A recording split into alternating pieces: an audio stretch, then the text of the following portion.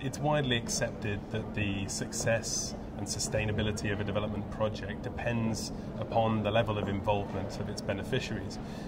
And I just wondered what tools or strategies that you're mobilizing and leveraging at GDF to increase this involvement, and what innovation around responsible project management we can maybe expect to see rolled out in the coming years from your company. Well, at GDF Suez, we think that a successful project is in a developing country is a project whereby you involve the stakeholders early on in the process. Mm-hmm. That's one thing. Two, it's also when you have an arena where both the project developer can explain his ambition, his objectives, his constraints, and where on the other side of the arena, the stakeholders have the ability to explain what they're expecting from the project.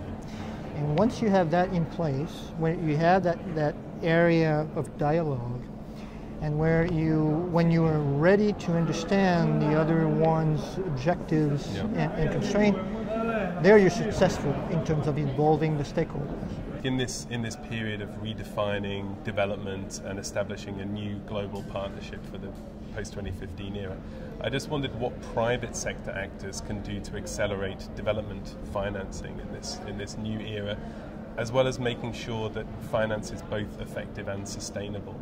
Are there any concrete recommendations from your company on this issue?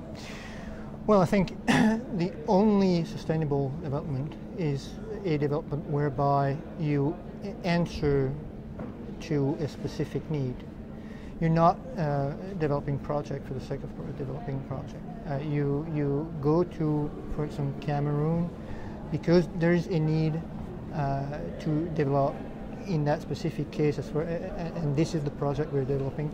There's a need to develop the natural gas industry because we think in Cameroon the natural gas industry will pull the economy. The natural gas resources have not been monetized thus far. There's a strong potential to do so, and the Cameroon is convinced of that potential. It just needs a project to pull the dynamic. And so I think to be successful in developing countries, in developing environment, is when you answer a real need, a real objective, be it of a country, be it of an NGO, be it of local population. So the key issue is answering a need.